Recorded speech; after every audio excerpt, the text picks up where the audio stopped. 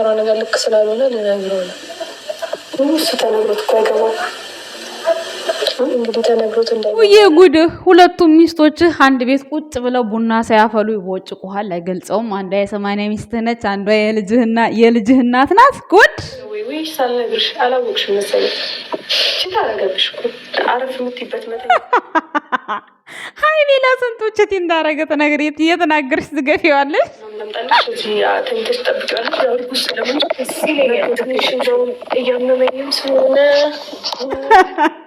ሀይሚ የሴቶችን አስተናጋጅ ሆና ቁጭ አላለችም። ለዚህ ቤት ያመጣሁት ገብቶሻል አይደል? እንከባበሩ ስነ ስርዓት ሴት ላይ አላነሳም። በራስ ሲቆርሱት እንደዚህ ነው። ለምን አስገባት እቴታ ትናንት ወዲያ ብሩኬን፣ ይሄው ዛሬ ደግሞ አንቺ ላይ ከቸች ብላ መጣችልሽ። ምንም ሳትይ አስገባሻት። እንግዲህ ምን ይደረጋል?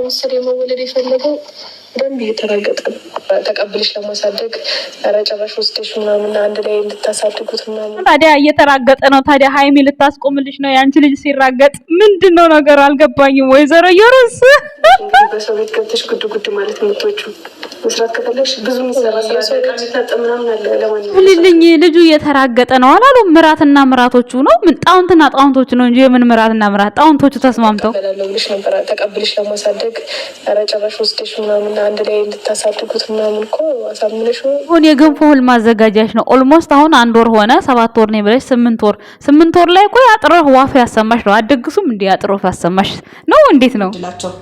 ሴት ቅፍል ሄደው ከሚደበቁ ወንዶች ማለት ነው። መጠጥ ጠጥተው ትናንት ወዲያ ሴቶች ቅፍ ተደበቅ አለችው። ብሩኬ እንዲህ ማነሽና ለምን አልደበቅም ብሎ ሄዶ ድብቅ።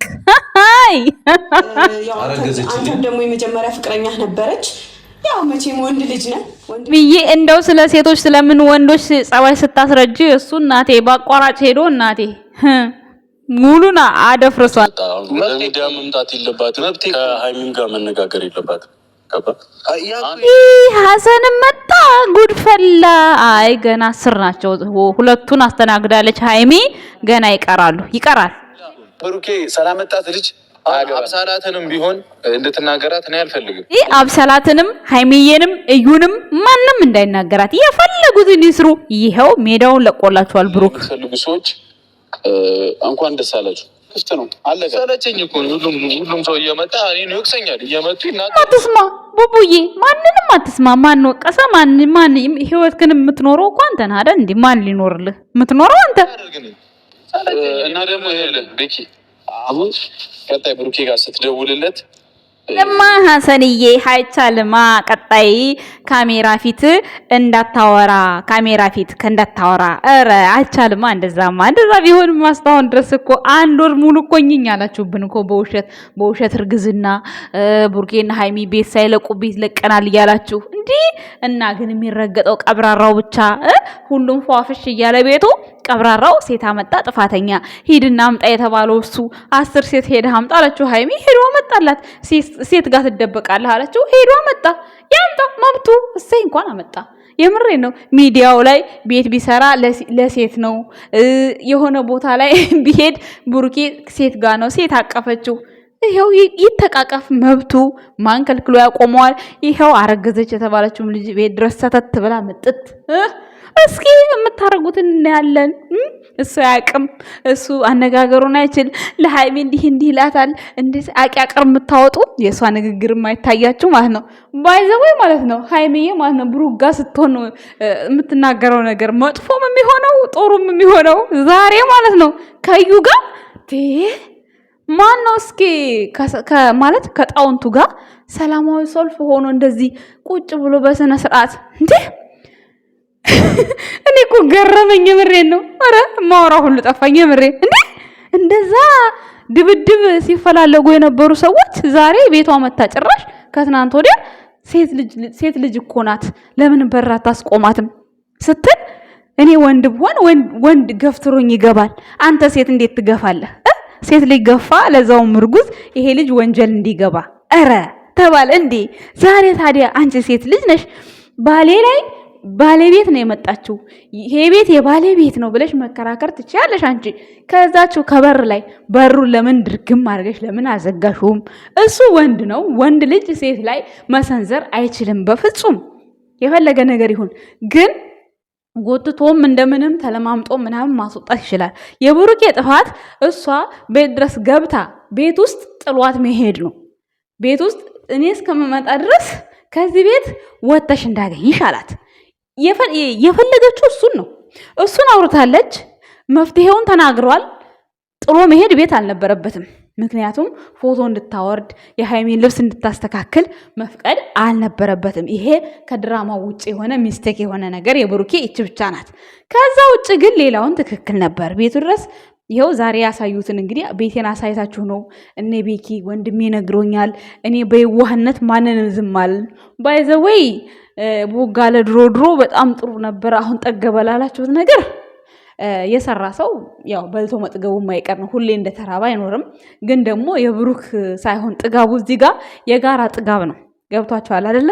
እዛም ብሩክ እዚህም ሃይሚ፣ እዛም ብሩክ እዚህም ሃይሚ የሚባለው እንግዲህ መኒ አሜን። ኦኬ እሱን እያሰባችሁ ብሩክ ብቻ አይደለም እዚህ ጋር ብልግና የሚታያችሁ በዙሪያ ያሉ ሁሉ ዶላር እየቆጠሩ እንደሆነ ማወቅ አለባችሁ። በማን በብሩክና በሃይሚ። ይሄን ማሰብ እንዳትረሱ ባይዘው ማለት ነው። ምን ልላችሁ ነው የፈለኩት ዛሬ እንግዲህ ሃይሚዬ ቤት ውስጥ ቁጭ አርጋ እዚህ መወለድ ፈልጎ ነው መሰለኝ። ልጁ እየተራገጠ ነው። ልጁ እንዲህ የሆነ ነው። ገንፎ ላዘጋጅ ማለት ነው የቀራት ማለት ነው። ገንፎ ላዘጋጅ ማለት ነው የቀራት። ኦልሬዲ መኝታ ላስተካክልሽ እያለቻት ነበር። ሃይሚ ስትንከባከባት ነበር። እንግዲህ ልጁን ተቀብላለች ማለት ነው ሃይሚ በዚህ አጋጣሚ። እሷ ደግሞ የማናግረው ነገር አለ። ለምን ሌላ ሴት አመጣ? ፊት ስላሳየሽ ነው አንቺ። እንግዲህ ብሩኬ 10 ሴት አመጣለሁ እደረድርልሻለሁ ብሏታል ሃይሚን ማለት ነው። ሴጋ ትገባለህ፣ ሴጋ ትደበቃለህ፣ ከኔ ተጣላህና ሴጋ ሄደህ ተደበቅ ብለዋለች። ይሄ እርግዝና እንግዲህ ብሩኬን አይደለም እያለ ነው የሚገኘው። ከዚህ በፊት ነገራቶቹ ቢያወዘጋገቡትም አሁን ላይ ግን የሱ እንዳልሆነ ወስኗል። ሲወስን ደግሞ ምን አለችው ሃይሚ? ክዷታል፣ አስረግዞ ክዷታል አለች። የትናንትናዋ ልጅ ስመጣ አስረግዞ ክዷታል። አሁን እዚህ ጋር ማየት ያለባችሁ ነገር ምንድነው? አንደኛ ያቺ ልጅቷ የመጣችው እኔ ከሌላ ሰው ስተት እንኳን ቢኖርብኝ ያንን ስተቴን አሁን ለምሳሌ ይሄ ልጁ ተሸፋፍኖ የሚያልፍ ነገር ነው። በባይዝቦይ ማለት ነው። ተሸፋፍኖ ስላችሁ ያኔ እንደዚህ ምንም ሳይወራ ምናምን አይደለም። ኖርማሊ የሆነ ቢፈጠር እንኳን ይሄ ነገር በሽምግልና ተፈቶ እነዚህ ፍቅረኛሞች መቀጠል እንዳለባቸው መቀጠል እንደሚችሉ በቃ ነገራቶቹ ሳይፈለግ ስለሆነ የተፈጠረው እንዴት አትቀበኝም አይነት ነገር ነው። አሁን አብለሰት ጋር ትናንትና አብሶሉት ጋር ያየነው ነገር እሱን ነው። ምክንያቱም እኔ ከሌላ ልጅ አለኝና ለምን አታምኝኛለሽ? አታምኝኝም፣ አምናለሁ አለች አብሰለት ግን አምናለሁ ባለችበት ሃይሚ አምናለሁ ለምን አላለችም የሚለውን ነገር ነው እንዲጸባረቅ የተፈለገው ነገር። ግን ደግሞ ሃይሚ ለረጅም ጊዜ ብሩክን ስትጠብቀው ስለነበረ ነው። አብስላት ደግሞ አንደኛ ድራማውን እየከወነች ነው። ሁለተኛ ነገር እሷ ገና እንደወሯ ነው። ይሄ ልጅ እርግዝና የተፈጠረው ከሷ በፊት ነው። እሷ እኔ አምኜ እቀበላለሁ ያለችው ፓርት ለሷ ትክክል ነው። ለምን ከሷ በፊት ስለሆነ የተፈጠረው። ሃይሚም አሁን ከሷ በፊት ተፈጠረ ቢባል ትቀበለው ነበር። ግን ከሷ ኋላ ስለተፈጠረ ይሄ ልጅ መቀበል አልችልም ማለች። አምና ደግሞ እቀበላለሁ ብላም ተናግራ ነበረ። ግን ደግሞ ወደፊትስ የሚለው ነገር አሳስቧታል። ወደፊት ብዙ ነገር አለ እንግዲህ ታውቃላችሁ። አምና ተቀብላ ከገባች በኋላ ልጁ እሱ ከሆነ ልጁ ግዴታ እሷ ጋር ይመጣል። ግዴታ እሷም ከሱ የሆነ ነገር ትፈልጋለች። ያን ሲሆን ደግሞ ከሷ ጋር ከሃይሚ ጋር የተመደቡ 4 ልጆች አሉ። በ4 ልጆች ላይ 5ኛ ልጅ ተጨማሪ እንዴት ነው ኢኮኖሚያችን እንችለዋለን አንችለውም? እኔ አለድሜ ገብቼ እዚህ ህይወት ውስጥ መሰቃየት አልፈልግም የሚለውን ነገር በሃይሚ በኩል መማር ትችላላችሁ ማለት ነው። እንግዲህ 4 ልጆቹ እቅድ ናቸው። በስለት የተደረጉ ናቸው። ፈጣሪ ከእንትን ካላለ በስተቀር ሊጎሉ አይችሉም። 4 ልጆች የሃይሚና የብሩኬ ፐርሰናል እንትን ናቸው። በቃ የተመደቡ ናቸው። ፈጣሪ ያምጣቸው ግን በሰላም በፍቅር ማለት ነው። ግን ከሃይሚ ነው ይሄ 4 ልጅ የሚፈልገው ከሃይሚ ነው። ከሷ ውጪ ይመጣል ብላችሁ እንዳትጠብቁ። ነገር ግን ዛሬ ኢየሩስና ሃይሚ በፍቅር ማውራታቸው በጣም ተገርሚያለሁ። ምንድነው በራስ ሲደርስ ልክ እንደዚህ ነው። ቤትም አላስገባቻትም። ስትወጣም በራሷ ሰዓት ነው የወጣችው። እንግዲህ ብሩክም እዛ ቦታ ላይ እናንተ ጓደኞቼ እኔን እየበደላችሁ ነው ብሏል። ሀሰን ደግሞ ዛሬ መጥቶ እንዴ ተጣላላችሁ ደስ ይበላችሁ እንዲህ ለምን አትጠፋጠፉ? እኛ ምን አገባን? እንዴ ተጠፋጠፉ እስኪ እናያችሁ። ልማዳችሁ አይደል እንዴ ካሜራ ደቅናችሁ መደባደብ። ከካሜራ ማጀርባ እኮ ትናንት አይተናችኋል እኮ ኤፍሬም ጋር የእናቴ ልጅ አባቴ ልጅ ስትባባሉ አልነበር እንዴ? እንዴት ጉድ ፈላ። እኛ ላይ መጥቶ ሁሉም ይጨክሳል እንዴ? ሀሰን ገና ከመምጣትህ ጉራህን አነስንስ። እንከባበር በቃ። የምትሰሩትን ስራ ማስተካከል፣ ካላስተካከላችሁ ደግሞ ማንም እንደሚረግጣችሁ ማወቅ መቻል አለባችሁ። ምክንያቱም እስከ መቼ ሰው እየሸወዳችሁ ትኖራላችሁ? ወይ ህይወት እያስተማርን ነው ወይ የሆነ ነገር እየሰራ ነው ብላችሁ ታምሌላችሁ ላይ ብጽፉ እኮ ማንም አይናገራችሁም። አቅማችሁን ይጽፉላችኋል፣ ያመሰግኗችኋል፣ ያግዟችኋል። ቤተሰብ ግን እዚህ ጋር የብዙ ሰው ህይወት እያበለሻሻችሁ ነው። ጭራሻውን ደግሞ ተጠረቃቅማችሁ ብዙ ሆናችሁ። ሌላው ቤኪ ደግሞ ወደ ውጭ ሀገር እንዳይሄድ ብሩኬ ይሄድ፣ መብቱ ነው። ሚስቱ እንደሆነች ቤት እየጠበቀች ነው። በቃ ከቤቷም አትወጣም። ይሄን ሰሞን የሚመጡ ሴቶችንም በጥሩ አቀባበል እየመለሰቻቸው ነው ሀይሚ ማለት ነው። ምን ያስፈልጋል? እኔ በሳቅ ነው የሞትኩት እግዚአብሔርን። ትናንትና አንዷን ተቀበለ፣ ዛሬ ደግሞ አንዷን። በስመ አብ እንዴት እንደሚያስጠላ! ኧረ ቡቡ ግን ምን አስበህ ነው ድራማ ያመጣው? በኢየሱስ ስም እንዴት ነው ግን የማይደብርህ እንዴ? ሲያስጠላ!